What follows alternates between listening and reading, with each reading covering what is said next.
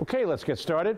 Thank you, Linda, for that wonderful introduction. You know, the one thing, though, I mean, there's not a whole lot you have to know about me. I've been working with entrepreneurs mostly for 35 years of my life. Let's get the bad thing out of the way first. I am, by education and training, although not, I assure you, by temperament, a lawyer. A lawyer who's going to help you manage your career transition. Does it get any better than that? It's too late. They have locked the doors. You cannot leave. You are stuck with this for the next hour or so. But I'm not just your usual lawyer. All I have done the last 25 years of my life is help people like you start businesses of their own. People, and most of my clients, I will say, are downsized executives.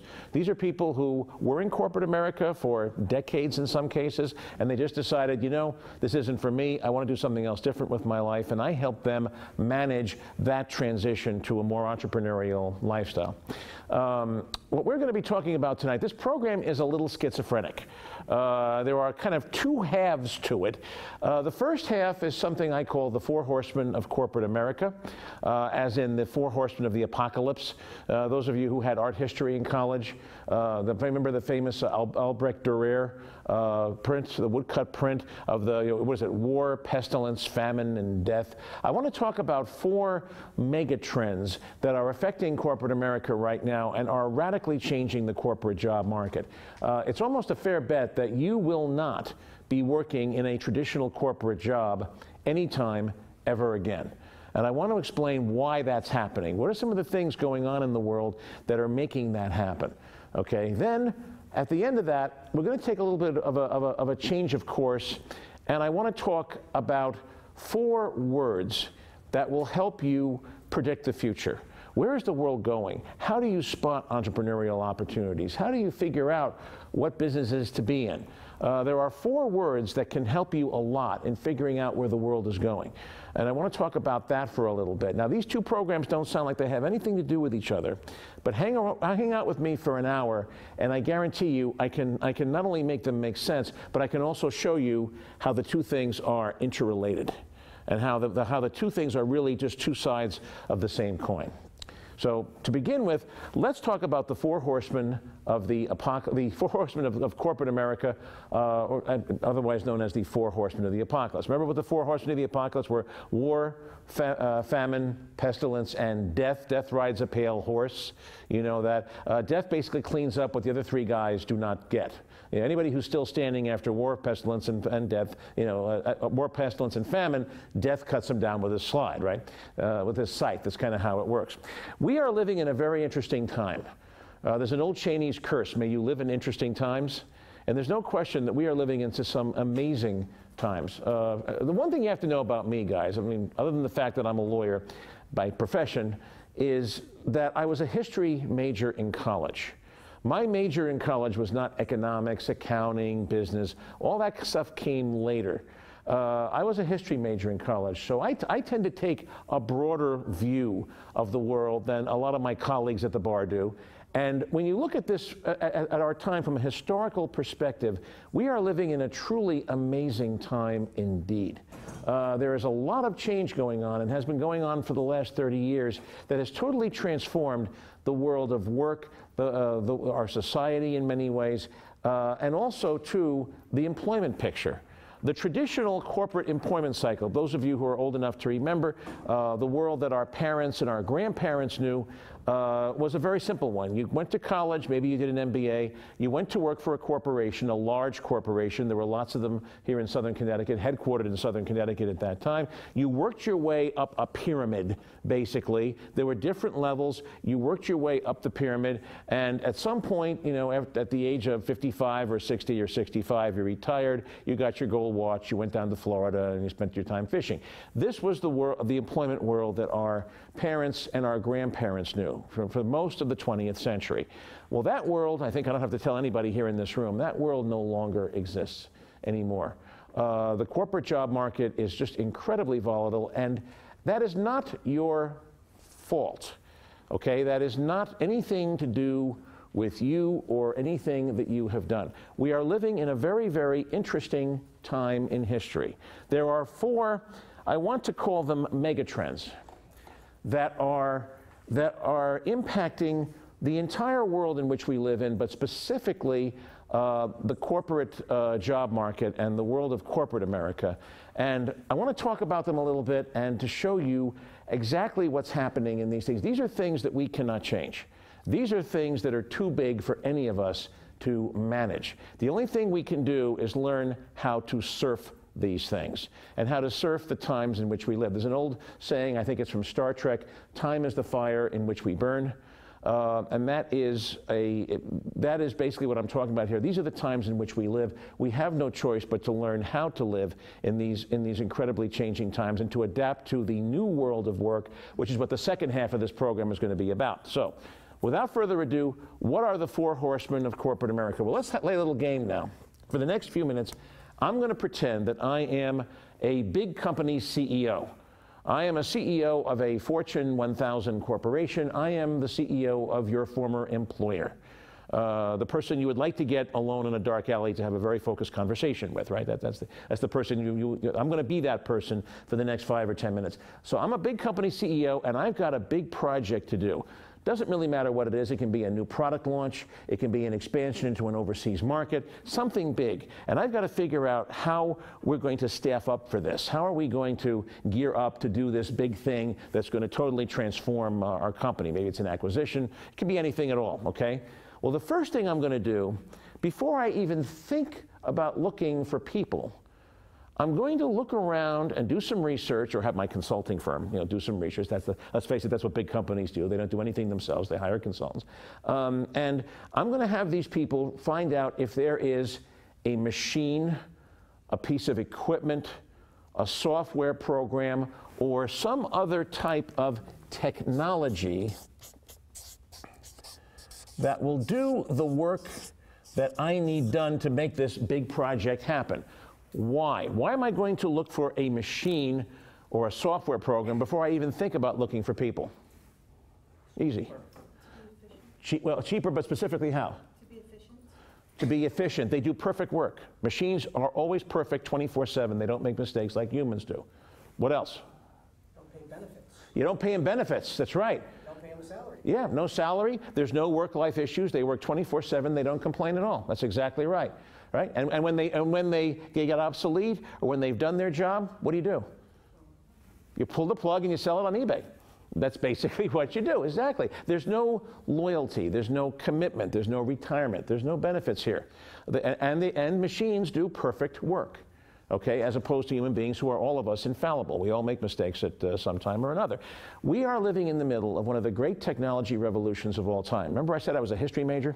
Okay, those of you who took history courses in high school and college, remember you learned about the Industrial Revolution in Europe in the 1800s, where everybody came off the farm and went to big cities and started working in factories and stuff like that. The whole Industrial Revolution. Well, I think we're living in a period that is just as important historically as the Industrial Revolution of the 1800s. We are living in the middle of one of the great technology leap forwards of all time. It began in the, I would say, late 70s, early 1980s with the first personal computers that came out. Apple, Microsoft, Hewlett-Packard started coming out with the early PCs. And it's continuing today. Those of you who are old enough to remember what it was like to work in a company, a big company, back in the 1970s, you know how much things have changed in the 30 years. And it happens in the legal field too. I'll share this with you. I started out, I won't mention names, but I started out from law school. I graduated law school in 1980, so I was right at the beginning of this. And I went to work for a very large firm in New York. And back then, that firm had about 200 lawyers in 3 offices. New York, Washington, and London. And they had about, I would say, 400 to 500 people supporting those 200 attorneys. We had secretaries, we had admin people, we had librarians, we had copy people, we had messengers, physical messengers who would actually board planes and fly documents down to Washington to file with the various government agencies down there, right? Okay, I happened, about last year, this firm had an alumni reunion. I love the way lawyers do this. I mean, lawyers can really put the fist in a velvet glove better than anybody else in the world. You don't get canned from a law firm. You graduate. You have gone on. You have gone on to a different life. You know, you are now an alumnus of the firm, and they have alumni reunions periodically at these big firms. So I was on a Sunday. I had some time off. I was going to be in the city anyway, so I went down to this alumni reunion. Today, this firm is huge. It has over 1,500 attorneys working in 20 offices all around the globe, places like Dubai and all that kind of stuff, right? Pop quiz: how many support people do they have supporting those 1,500 attorneys? 200. Anybody want to guess? Less than 1,500. Less than 1,500. You better believe it. A lot less. How many? 200. 200? Keep going. How many offices? 20 offices, offices around the globe. So, You're getting close. I'm gonna guess 260? 260. How about 22? Wow. 22 support people for 1,500 attorneys. Now you say to yourself, how can they possibly do that? Well, if you were to walk down the corridors of this law firm, any one of their offices, and you look inside the offices, what's sitting on the desk of every attorney there? A computer. That's exactly right. Sometimes more. PC and a laptop, right? And of course, all the attorneys carry smartphones, so they can be reached, you know, anywhere 24/7. That's what happened to the secretarial jobs. What about the library? Where's the library? Internet. The internet. It's all digital. Absolutely right. There's not a single book in any of these law firms. Everything's all online and accessible 24/7 in real time. You know, I can go on. The copy people, who makes copies of anything anymore? It's all digital, but backed up in the cloud. That's the world we're living in now. And don't get me wrong, now those of you who are listening, well, wait a minute, Cliff. You know, there was kind of a net increase in employment because of all the attorneys that they hired in the last, 35 years. And of course, you're absolutely right. But all those staff jobs, all those jobs that did not require a college education, they're all gone. Okay, and that is not just in the legal profession, that's everywhere. If you were running a company back in the 1970s, you needed hundreds, if not thousands, of middle managers running around, operating the systems that made that business possible, that big billion-dollar business model possible. Today, with today's technology, you can run a billion-dollar corporation with fewer than 100 full-time employees. Back in 2008, Google acquired YouTube. You know, it was one of the big mergers right before the financial crash in summer of 2008, right? At that, it was a $1.9 billion acquisition, almost $2 billion. YouTube at that time only had 70 full-time employees. A couple of years ago, about a year and a half ago, Facebook acquired a company called WhatsApp. They're an app developer somewhere in the Midwest that does a lot of sophisticated stuff in areas that they were interested in. Again, over $1 billion acquisition. The company only had 12 employees. This is the world we are living in now. Many of you here have lost, many of the jobs that used to make corporate America have disappeared, not to foreign companies, not to foreign countries, not to anywhere else, but they have fallen victim to these things. In fact, I actually heard a speaker not too long ago at the Javits Center in New York, a tech guru, one of these guys that kind of predicts the future, who got up there and said, people worry about the death of the American middle class and the decline of the American middle class. American middle class hasn't gone away. Here it is. And he held up his smartphone. This is the new American middle class. Going forward in this country, we're only going to have two classes of people in this country. We're going to have a class of people who can tell these machines what to do and and what they should be doing, and then we're going to have a second class of people that will be governed and bossed by these machines.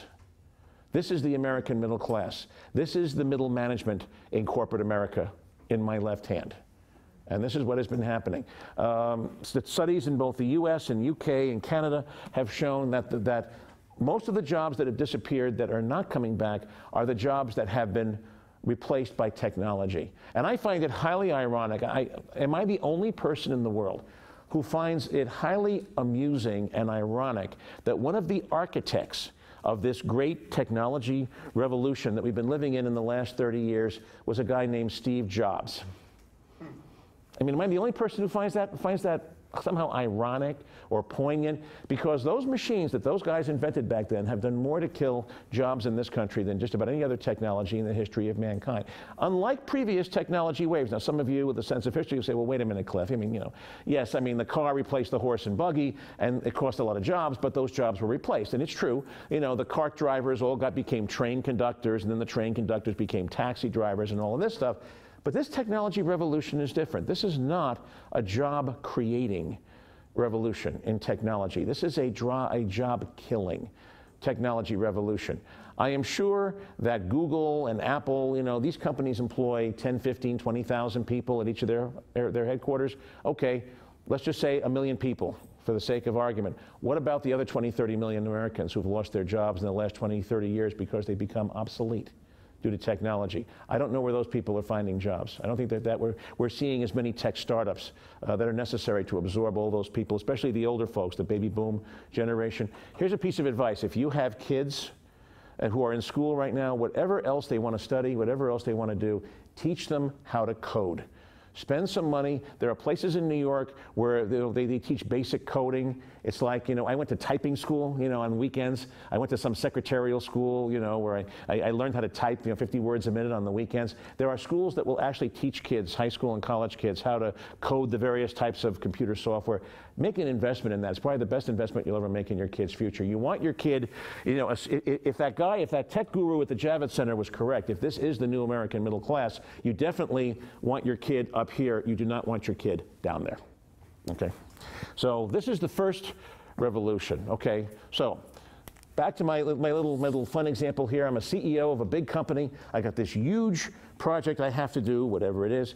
I can't find a machine that's good enough to do the job because only the human brain is still the best computer that's out there, at least for now. Maybe in 5 or 10 years I won't be saying that, but for now at least the human brain is still the best computer that's out there. I gotta hire people. I can't find a machine. I can't find my consultants have gone all over the place. They can't find a piece of technology that does what I want done. I gotta hire a human being, but I'm under a lot of pressure from my stockholders to hire the cheapest, most cost-effective employees that I can find. Where am I going to find these people? Am I going to find them in New England? Am I going to find them in the Northeast? Am I going to find them in America? Where am I going to find them? Asia. You know, 10 years ago, you said Asia. No, 10 years ago, 5 years ago, I would have absolutely agreed with that. But I'll tell you something. Globalization, which is what we're talking about, okay? Globalization is truly becoming global. 5, 10 years ago, when we talked about globalization, we're talking China and India. But today, we are talking everywhere in the world. I have a client right now that's doing a software project. They're a startup company in New York. They're outsourcing, and they're outsourcing to 2 different companies. One country, country A, is doing the design, the architecture of the software product, but the coding, the actual making of the product is being done in country B. Can you guess what these 2 countries are? And I'll give you a hint. Neither one is India, which would be your first guess. Russia, very good guess, but not correct. Brazil? Brazil, very good guess, but not correct. No, good guesses. These are very good guesses. You talk about the BRIC countries, B-R-I-C, you know, Brazil, Russia, India, China, that will all be very good guesses.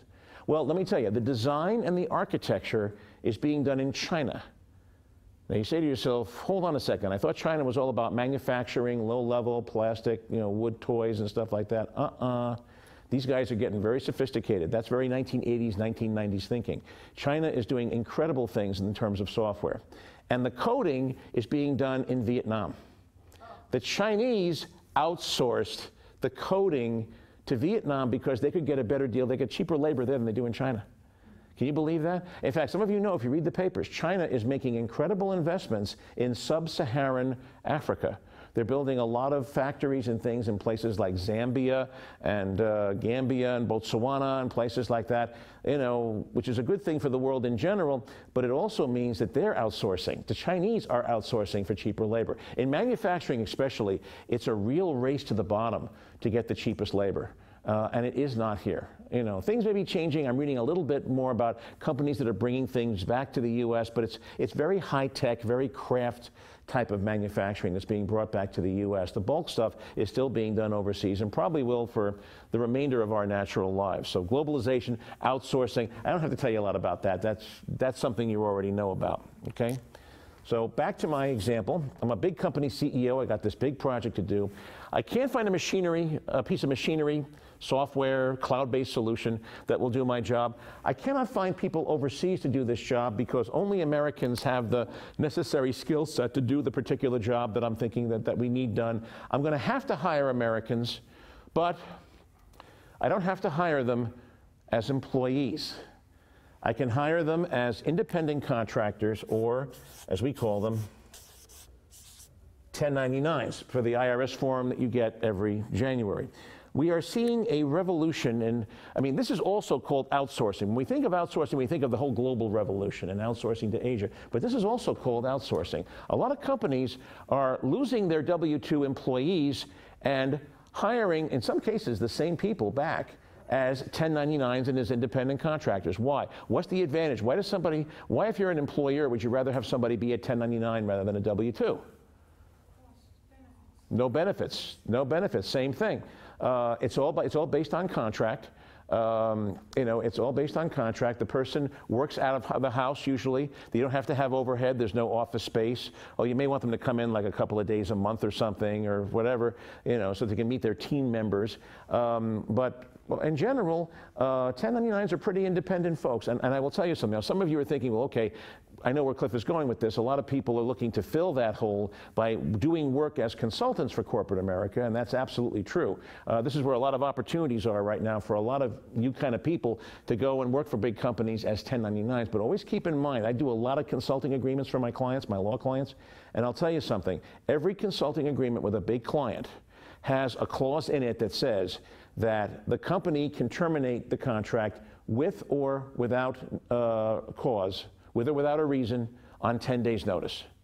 Every consulting agreement that I've ever seen between one of my clients and a big company has that clause in there. So if you decide that you want to be a consultant for a big company, folks, you always got to remember you're 10 days away from being unemployed again.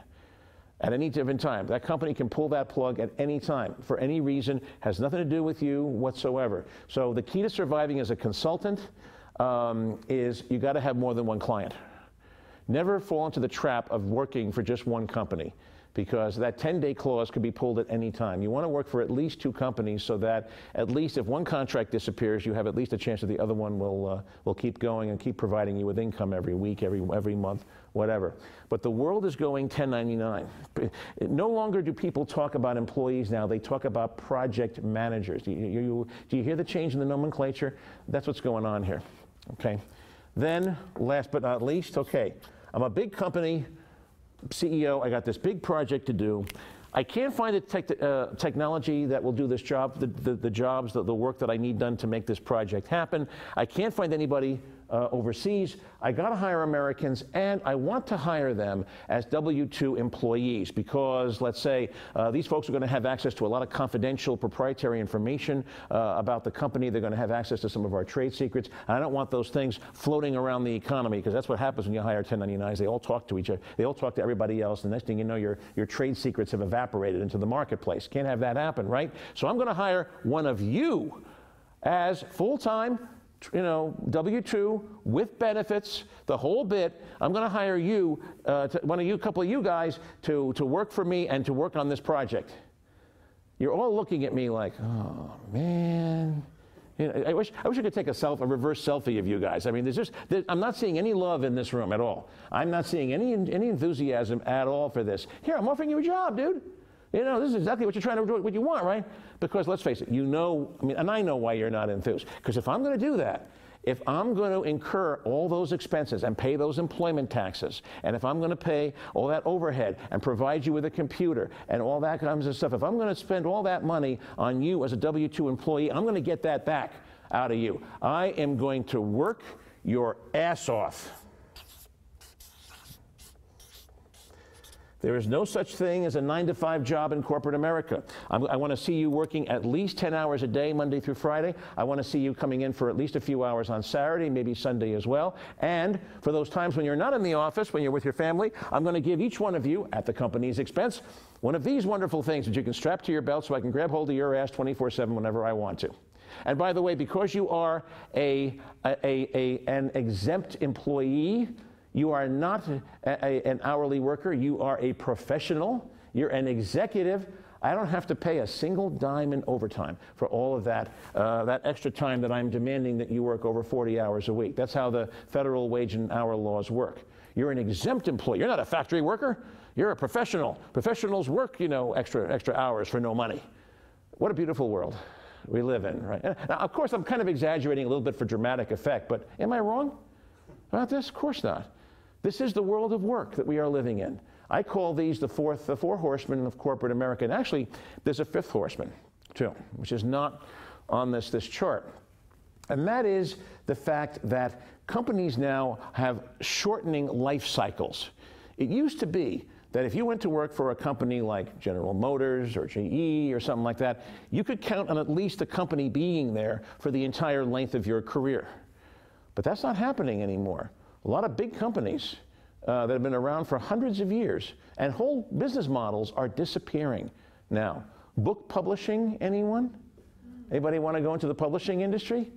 It's dying, left and right. It's all being digitized. The digital economy is killing book publishing. Big companies, well, of course, you all knew what happened during the last the last recession with some big companies. General Motors almost went bankrupt. You know, when I was a kid growing up and went to the World's Fair in New York in 1964, I remember going to all these big exhibits, and these companies were just incredibly solid. They looked like they were going to be around forever. Half of them are no longer around anymore. And even companies that we think of as being relatively young, they're saying Microsoft is over the hill.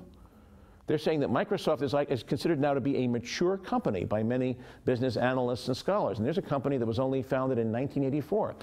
eBay was founded in 1994. Or actually it went public in, founded in 1994. It was incorporated then.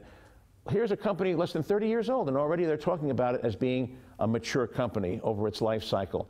You know, they're selling off PayPal later on this year. It's going to be a very interesting thing to see what happens with that company. Companies, you know, some people say that Facebook now is yesterday's thing. 2004, you know, they were incorporated. So even if you are lucky enough to get a job with one of these fast-growing technology companies, they may not be around in 10, 15, 20 years. You may work for 2 or 3 of these companies during your entire work life. That's the fifth horseman of corporate America. Now, let me ask you here, anything I've talked about so far, does anything here strike you as news? Not really. Everything up here, stuff you already knew when you walked in the door tonight, right? But when you string it together, like I've just done, doesn't it paint a very compelling picture and frankly, a very negative one, of where the corporate job market is going?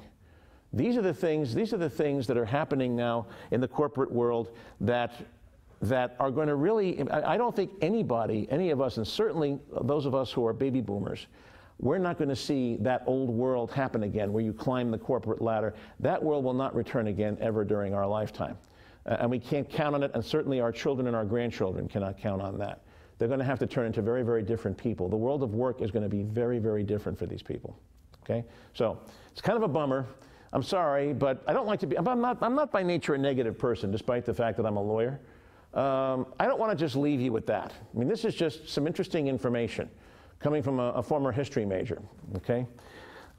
How can you make this work for you? Okay, that's really, I mean, this is what these sessions are all about here. This is not just about how bad the world is. You can get together, you know, with your buddies over a beer and talk about that, you know, but how can you make this information work for you? Where's the value in this information, okay? Well, to show you where the value is here, I have to shift to a wholly different presentation. And I'm sorry, I'm like Bill Cosby. Remember he used to, you know, the comedian back in the 60s, he would always say, okay, now I told you that story, so I can tell you this one. Okay, and that's a little bit what I'm doing here. I shouldn't mention his name right now, but anyway. Hey, he's still a great comedian, I'm sorry. Okay, whatever else he may or may not be. Okay, so what I want to talk about now is how do you plan for this future? You know, how do you navigate? We're living in a world of incredible change, no secret there. Just open any newspaper and you're bombarded with this information about how the world is changing in so many different ways. But how can you navigate it?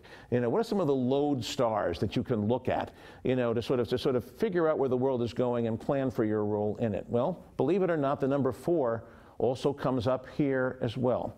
There are 4 words that I think do an excellent job of helping you predict where the world is going. Okay, you should know that when I was in college, I was a double major. History was one of my majors. The other major, can anybody guess? Math. Philosophy. Oh. No, not math, unfortunately. Hey, if I were to be coding computers, I would be working for Microsoft. I'd be rich. I wouldn't be doing adult ed, okay, if I was doing that, trust me. But it's philosophy. It was my other major. See, back then you could get away with that. You know, you didn't have to have a STEM major, science, technology, engineering, math, right? You could be a philosophy major and still get a job.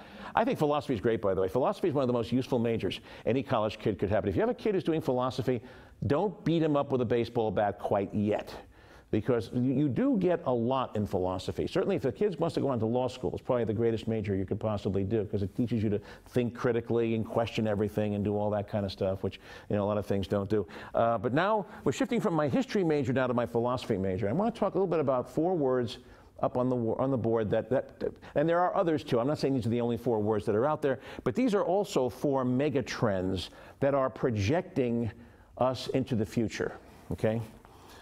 First of all, and this should come as no surprise to anybody, our world is going digital. No secret here, right? We are going to a digital economy. Drive down your local commercial strip, and especially here in the Northeast, and I guarantee you will not see hardly any mom and pop brick and mortar retail. You will see hardly any. What you will see are big chain stores, and you will see franchises. You'll see a lot of franchises that you will see up here. And you may see some liquor stores that are mom and pop owned, but other than that, and they probably won't survive too long if the Connecticut legislature passes the bill that will allowing supermarkets to sell beer and wine and stuff like that. That'll be the end of them too. Okay? What you're seeing now are big chain stores and franchises, but that does not mean that mom and pop retail is going away.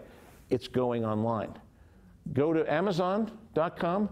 More than 2.5 million Americans make a full-time or part-time living selling merchandise on Amazon. I just came from Philadelphia last week. I just spoke last week to a conference of Amazon sellers, third-party sellers, people who sell stuff through the site.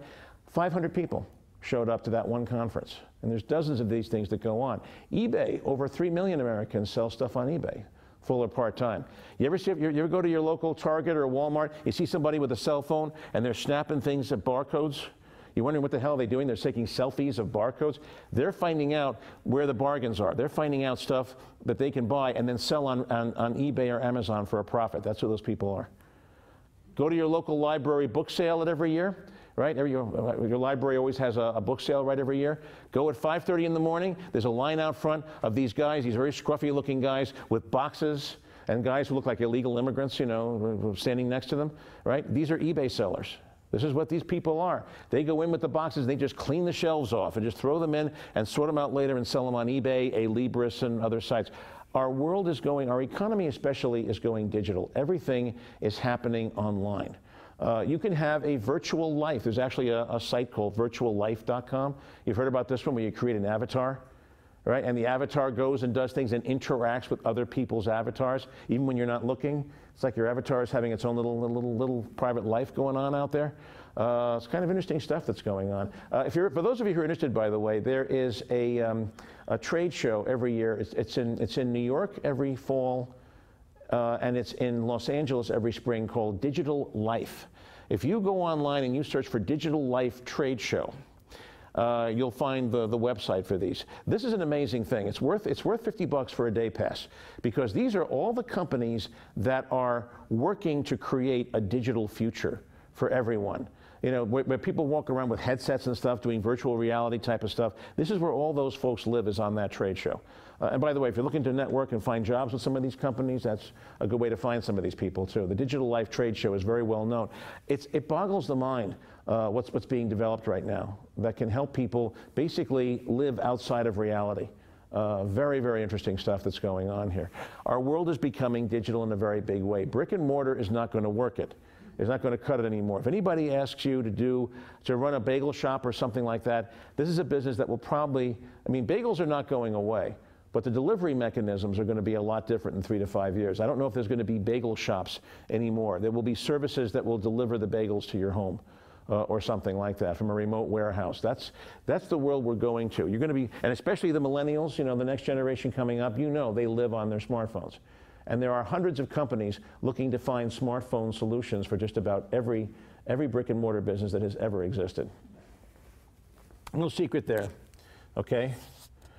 So the world is going digital. Number 2, the world is going global. National boundaries, state and local boundaries mean absolutely nothing anymore. 100 years ago, it used to be a big deal to go over the Connecticut-New York borderline. Now, we do it all the time. You know, when we were kids growing up, you bought mostly from local merchants. Or if you lived in Greenwich, maybe you went over to Portchester, the line in New York or something like that. You know, 2 weeks ago, I bought something on eBay from a seller in Russia. Now, ladies and gentlemen, I grew up in the late 50s and early 60s, the depths of the Cold War. If I had bought something from somebody in Russia in 1963, I would have had the FBI in my living room within 24 hours. I would have had, you know, was it J. Edgar Hoover in his dress? I would have had him in my living room, you know, there. You know, there was the Cold War. You just didn't do stuff like that. What is happening in our world, a lot of people are waking up and realizing that they have more in common with people in Zimbabwe than they do people who live in their neighborhoods. We used to worry, about 10 or 15 years ago, we used to worry that the internet was going to make us all into cave dwellers. Remember this? Remember we used to see a lot of articles about this? You know, that we would be isolated just sitting in our rooms like your millennial kid in the basement with the Red Bull, you know, just being on the computer all the time. But this is not happening. The whole thing with social media has changed that in a very big way. Communities are not going away. What they are doing is they are going online. You know, the internet and on digital technology in general has opened up a door to a truly global dialogue and a global communication. Now that, of course, has some scary consequences, witness ISIS and things like that, of course. I'm not saying this is a positive or a good development, but it means that people don't longer think of themselves as Connecticut people. We think of ourselves more and more as global citizens. In that sense, that we're relating to people virtually everywhere in every corner of the planet, just about, which our technology enables us to do. So that's the second word. The world is going global, national, state, and local boundaries. Some of you have read about the whole dispute about internet sales tax. There's a bill pending in Congress that would basically require sellers to charge sales tax wherever their buyers are located, anywhere in the union. You know, the whole thing about limiting sales tax to just your state boundaries, that's all going to be going away very soon. You know, because frankly, the boundaries don't make sense. You know, states have lost the state and local governments have lost billions and billions of dollars in tax revenue to internet commerce because it's all interstate and international. Nobody's paying sales tax on any of those millions and millions of transactions that are happening online every year, and it's killing a lot of state government revenues. Now, politicians being who they are, they do not want to raise people's income taxes to make up for that shortfall because they know that'll be the end of their careers. So they are lobbying Congress to make interstate commerce taxable, and I think we're going to see something this year, a bill out of Congress this year that will make that happen, okay? The third word that I think describes the world that we're moving toward, virtual. Now, virtual is not the same thing as digital.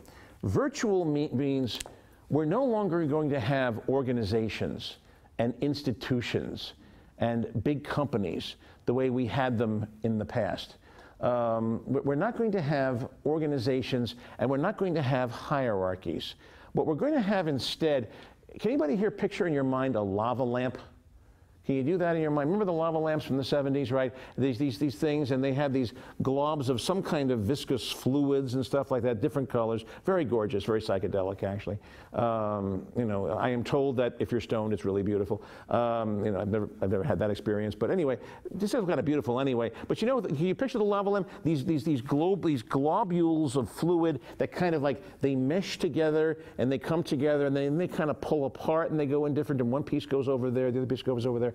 This is kind of what the world of work is going to look like 10, 15, 20 years from now. You're not going to have organizations with hierarchies and pyramids that have to be climbed. What you're going to have are project teams of people that will come together, work on something a little bit, then a couple of them will drift off and do something else. Another bunch of people will go off. This one guy will go off and do something on his own.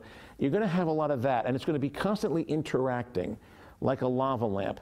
You may find yourself working for yourself virtually your entire career, but on 50 different projects that have 50 different names and 50 different organizational structures. That's the world. That's what I mean by virtual. The guy, what's his name, Friedman, that writes about the flattening of everything, the flattening of the world and stuff like that. This is kind of where he's going with that, although I like the lava lamp analogy. You're not going to see hierarchies. Young people especially detest hierarchies.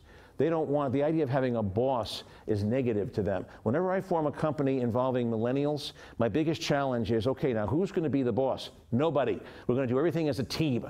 And there's 15 of us in this team working in 10 different countries off of our computers. That's how we want to operate. We want to run a company by committee. This is what's in their head. Everybody equal, everybody the same status. I know, I kind of share your cynicism about that, but hey, looking at this crowd, I'm not seeing too many millennials in this crowd, okay?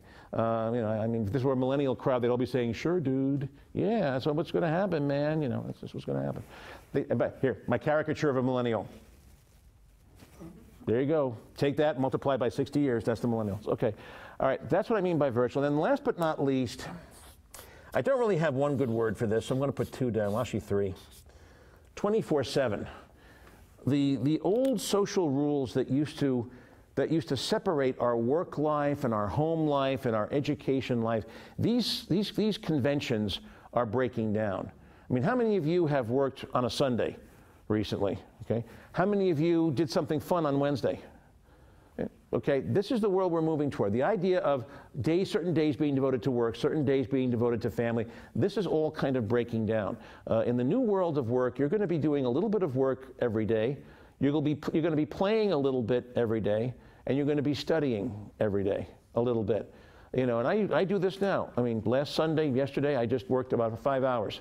Of course, because of that trade show that I did last week, I kind of fell behind on some of my work, so I had to spend more time on Sunday than I would have liked to. But I spent 5 hours yesterday, Sunday, you know, doing work for my clients. But today, I was able to take off 3 hours and get some personal chores done on a Monday. Because isn't it great to go to the stores on Monday afternoons? There's nobody there. You can get in and out in 5 minutes. Go to the car wash. There's nobody there. Go to the any place. There, you know, restaurants in the middle. There's nobody there on a Monday. You can live more when you want to. That's nice. The penalty for that, though, is you're going to be doing work on Saturdays and Sundays and other days that are not traditionally. The concept of a holiday is going to take on, I think, a whole new meaning in this world where work and your personal life and your work life are going to kind of like blend together. There's no boundaries between these two things. Okay? So these are the 4 words that predict, I think, where the world of work is going. And I'm sure there's plenty more. But now for my magic trick, okay? Drum roll, abracadabra, come up with some cute little word.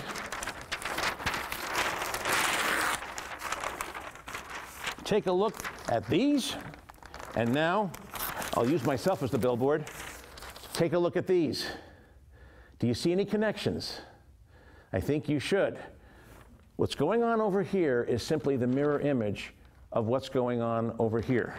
The world is going, technology is ruling the world. That's your digital economy right there. The world is going global. You know, work is being internationalized. The idea of national boundaries breaking down. That's the global economy that we're moving into.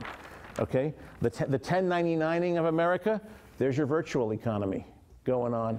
And then last but not least, the working your ass off until you drop, that's the 24/7, the erasing of the barriers. These are just 2 sides of four of the same coins, and that's all they are. The question is, how do you look at them? Do you look at the glass as half empty, or do you see this as half full? Do you see these as threats, or do you see these as opportunities? That's the difference between the corporate mindset and the entrepreneurial mindset, and I couldn't illustrate it any better than what I just did in the last 45 minutes. This is where the world is going. Don't look at these things as dangerous things. These things can open incredible opportunities for you, but only if you take a more entrepreneurial view of what you do and how you do it.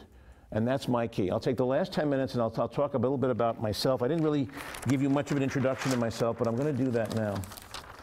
What all of you should be striving to develop, rather than looking for another traditional corporate job, because those are no longer going to exist. Give me 3 or 5 years, and I won't have to give this talk anymore because it'll be second nature to everybody. The change will have happened. We will all have been assimilated by the Borg.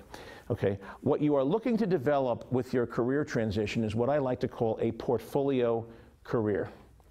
Most of you have worked with your middle-class people. You've worked with a broker, financial advisor, investment advisor, right? What's the first piece of advice that person gives you about managing your money? What's the first piece of advice they give you about how to manage your money? Diversify. Don't put everything in one place. Don't put all your 401k money in your company stock. Have some real estate, have some gold, have some art, some coins.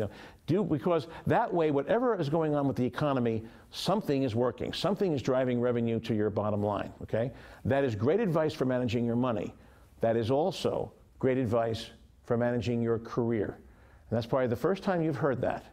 All of you are sitting in this room right now because you did something with your career that you would never ever do with your investment portfolio. You put everything you had into your corporate day job. So that it was no longer there. When they pull that rug out from under you, you fell on your rear end. Okay? The way to get around that is to diversify your portfolio. Start doing a number of things that all drive money to your bottom line, and make sure that they're not all the same thing. Okay, so for example, do a little consulting on the side. Whatever it is you're planning to do with your life right now, get some business cards printed up, some stationery, maybe form an LLC, call yourself Joe Blow and Associates LLC, whatever. Go out and start pitching some companies as 1099. Start taking advantage of this virtual economy thing that I was talking about earlier. See what kind of jobs and things that these companies are looking to outsource to local 1099s. Chances are you'll probably find something. If you have an unusual hobby, open accounts on eBay and Amazon and start selling stuff. The basic eBay store website template only costs about $15 a month. And I think you only have to buy 3 months at a time if you don't want to. So if you have an unusual hobby, when I was, up until recently, I collected antique mechanical banks. Does anybody remember what those were? Okay, the old penny banks from like the 1800s, where it was like a Rube Goldberg thing. You put your thing in, then the horse would kick the kid off the bench, and the penny would go into the thing. You have to be a little sadistic to be into antique mechanical banks. A lot of them had those slapstick comedy, themes to them. Very politically incorrect stuff. But seriously, big business, by the way. I mean, the cheapest mechanical bank online goes for about $5,000, $6,000, $7,000. By the way, this is not a hobby for poor people. If you have an unusual hobby like that, make yourself into an expert. If you have unusual expertise, write an ebook. It used to cost $5,000 to $10,000 to print a soft cover book, 1,000 copies. Now, with the whole ebook revolution, Amazon has a site called Create Space. Have you heard about this? This is their book publishing arm of Amazon, createspace.com. For under $200, you can publish a book of your own and have it available on what they call print-on-demand basis, right? There is no inventory. The book lives in digital space, obviously. If you download to your Kindle, it stays in digital space. If you want a printed copy, a copy is printed for you in real time and shipped to you under Amazon Prime. If you have an area of expertise, write a book about it, and then start doing corporate training classes on whatever this is that you do. I actually have a very successful program that I give to corporations around the country on the legal aspects of social media. Especially employers, what can you do to prohibit your employees from saying bad things about your company online? That's a very hot area in HR right now. And as a lawyer, of course, I've got all the credentials in the world to do it. Because this is the key. Don't just do one thing. Do a bunch of things that all drive revenue to your bottom line. Now, I'm not trying to paint a rosy picture here. This can be a very challenging way to make a living. It certainly can. Time management becomes extremely difficult when you're doing 5 or 6 or 7 different things rather than just one thing. But it's a lot more fun. Your days are a lot more challenging, a lot more interesting, because no 2 days are ever the same. I mean, when I wake up in the morning, the very first question that I ask myself is, who am I today? Am I the lawyer? Am I the writer? Am I the publisher? Who the heck am I today? It's a very exciting way to make a living. And also, you've stabilized your bottom line. What are the odds, if you're doing 5 different things and they're all different, what are the odds that all 5 of them are going to disappear overnight? Chances are probably not. Oh, you might lose one every once in a while. It might. But then there's always something else, too, that comes down the line.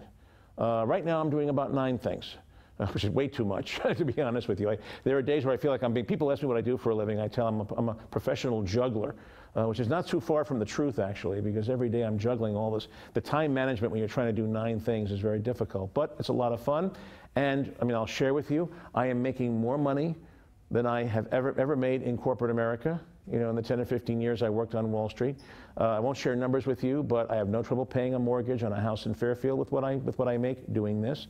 And if I had kids, sadly I do not, but I could send them to Ivy League schools doing what I'm doing right now. You're not taking a step back in terms of money if you do it right. Okay, the trick is find some things that you know about, find some things that are in demand, and start taking advantage of some of these things. Launch a little website. Believe it or not, you don't have to be an expert on a lot of this stuff. You just have to know enough to be able to speak credibly about it. Set up a website, start doing a blog of some kind where you blog on some unusual thing that's going on in corporate America. Sooner or later, you'll get a call from somebody saying, an event manager someplace saying, hey, we have a conference in Chicago next year, we really would love to have you as a keynote. That's how those things happen. And then you go, you bring us back of business cards, and you're meeting 500 people who could hire you for consulting work. That's how this world works. This is the world that we're moving into in a very big way. Start now. You don't have to be, there are no age restrictions. There are no, my oldest client currently is a gentleman who is 89 years old. Anybody here older than that? Okay. He's doing very well. He has a little electronics product that he sells online from like infomercials. He's doing extremely well. 89 years old, can you believe that? There's no age restrictions here. And the best part, no one will ever lay you off ever again. That will not happen. Am I the master of my fate? No, not really. I still have customers. My customers, are my boss. They tell me what they want, and I got to give it to them. That's the myth of the entrepreneurial life. You're never your own boss.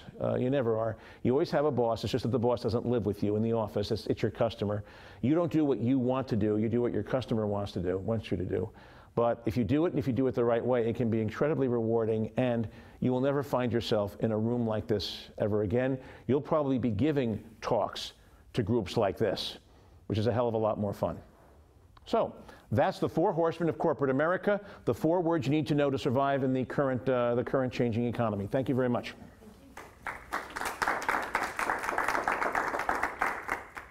Okay, questions? You can turn your cell phones back on, by the way. Thank you very much for doing that. I apologize. And this was largely being done I have a YouTube channel, by the way, for those of you who are interested. If you go to, you want to have some fun, go to youtube.com and don't type in my name. Type in how to sell.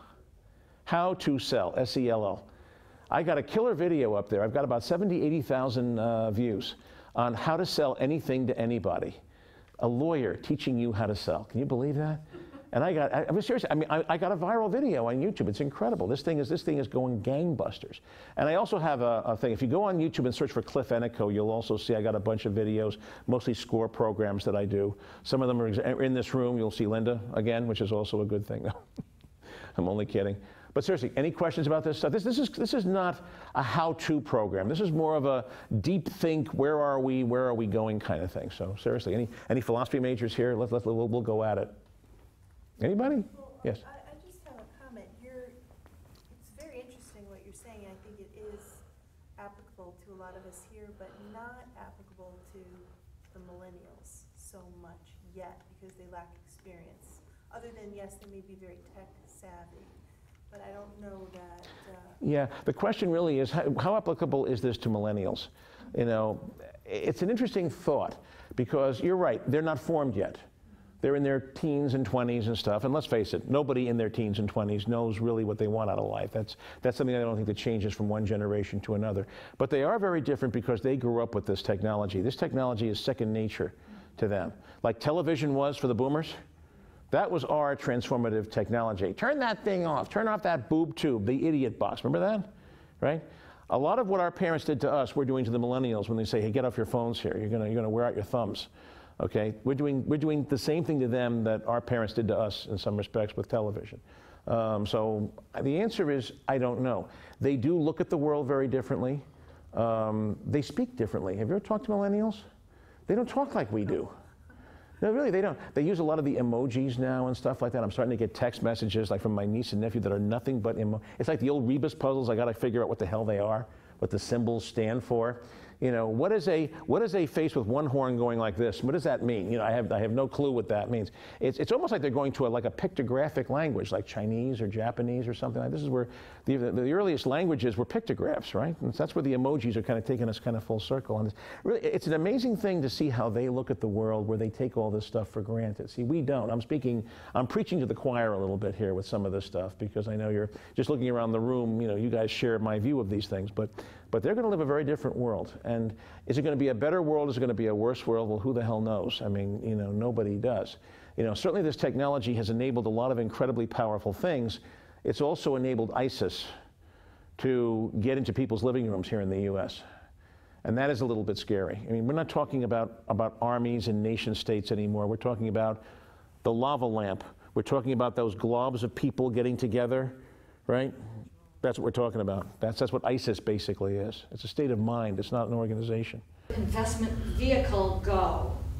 It's a very good question. The question is, you know, if you know, big companies exist not just for their management, and also they exist for the public as well. I mean, look, who are the largest investors in corporate America, in public companies? Labor unions. It's true. Labor unions, the public employee unions, CalPERS, and those kind of guys, they are the big. Where are you going to invest when everything is small companies? And that's a very, very good question. I don't have an answer for that. That could be the next big model that is going. You know, but part of the reason, though, that big companies are like that are the way they are is because they have to answer to their investors too. You know, the reason why my hypothetical CEO was going through all those gyrations is because he or she is being driven by the marketplace. That guy, that person, whoever that person is, has to give quarterly dividends and returns to the marketplace, or else they will punish that person in a very bad way. You know, and maybe some of that pressure will also go away as well. You know, the biggest regret I hear from, you know, public company people that I know is I want to be more creative, but my shareholders won't let me. If I cut that quarterly dividend, I get my head cut off. I get cut off at the knees, and that's a problem. That short-term focus. The one exception, by the way, is Amazon. Amazon's a fascinating company because it's probably the only public company in America that's still run by its founder. You think about that. Jeff Bezos was the founder of Amazon back in the late 80s, early 1990s. That is so rare, because what happens usually when a company goes public, like what happened with eBay, the founder, Pierre Omidyar, basically sold out at that point. Or he didn't sell out, but he basically handed off to professional management, the Bain Capital people, Meg Whitman and her John Donahoe and all those people. They were the ones who came over and started running the company, and they ran it as a Fortune 500 corporation because that's what they knew. You know, so Fortune 500 corporations are not so much about innovation. They're not so much about groundbreaking. They do not challenge the status quo because they're heavily invested in the status quo. You know, they have to be responsible. They have to give that dividend to their shareholders, and their inclination is don't make waves. You know, that's why the disruptors, the people who disrupt the things, are usually the small startups, the small, nimble startups. But I think we are seeing a hollowing out. It's either a flattening or a hollowing out, depending on whether you see it as a good thing or a bad thing. But corporations are shrinking their layers of management now. Even at most big companies now, it used to be that you had 35 steps between the mailroom and the CEO. Now it's more like 8 or 9 steps. You know, and there are fewer people on each rung of that ladder because of technology. That's what's going on here. You know, I mean, it's no secret corporations are still laying off. It's no secret that the technology revolution and the decline in corporate, if I had to superimpose those two graphs, one over the other, they would match almost perfectly. You know, corporations have been under a lot of pressure to cut back on employment in these years because of the rise in technology and the productivity. Productivity, that's a very beautiful buzzword. Whenever you hear a corporation say, we had a net improvement, a net increase in productivity, what it means is we were able to squeeze more work out of our existing people or fewer people. That's what that means in plain English. That's what productivity enhancement means. And they're always looking for productivity enhancing tools. That can help them do things better. And this is not going away, folks. I mean, technology, that we haven't seen the end yet of this technology revolution. The drones that, you know, Jeff Bezos is talking about, that's one thing that's going to be happening. You know, pretty soon you'll be able to order something online and get it within an hour, anywhere you live here in the United States. That's the bagel and coffee solution. What's that? That's the bagel and coffee solution that you mentioned. That's the bagel and coffee solution. There are some restaurants, chain restaurants in the Midwest. I spend a fair amount of my time in St. Louis. One of my big clients is out there. And there are a couple of restaurants on there that have done away with waiters and waitresses, that you have an iPad.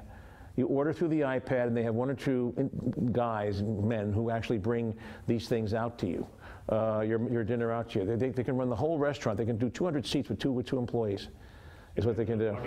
Yeah, Delta does that. You've seen this? Yeah, in the Wadi airport also they do the same thing. Yeah. You order on The Delta terminal, yeah, I saw that. The iPads where you order and stuff, that's it. And let's face it, yeah, it's convenient. You can sit in your chair with your laptop and do your things. They have power stations right there, too. The problem is, of course, that also cuts down on the employment, too. You don't need waiters. You don't need waitresses. And you cannot flirt with an iPad. Trust me, I've tried. So that's something you can do. So that's the thing. This is where it's going. Labor, it's all about saving on labor. And that's great for the company, but it also means, too, that those jobs are going away, too. If you are not skilled labor, where are you going to end up? That's the scary part. I mean, when I was a kid growing up, there were lots of jobs that and decent jobs, too, that only required a high school degree, high school diploma. Not anymore, kids. You know, I tell people, if all you're planning to get is a high school diploma, repeat after me, do you want fries with that? And it'll be only a matter of time before even those jobs disappear too, and they'll be all automated. I think that's the thing. That's why there's a danger in being at that lower level, you know. So that's it. And 3D printing is the other big thing that's happening right now. Can you imagine that? They can actually recreate bodily organs. They can actually create a liver for somebody who has liver cancer, so you don't have to worry about, you know, somebody dying fortuitously in a car crash that matches your blood type. I mean, they can actually create. That, to me, is awesome, that we're going to be living in a world where that kind of stuff can happen. That's amazing. But there's a downside, too. It means, of course, that all the people whose jobs have hinged on that are now, and where do they go? How do they retool themselves for this new world that we're going into?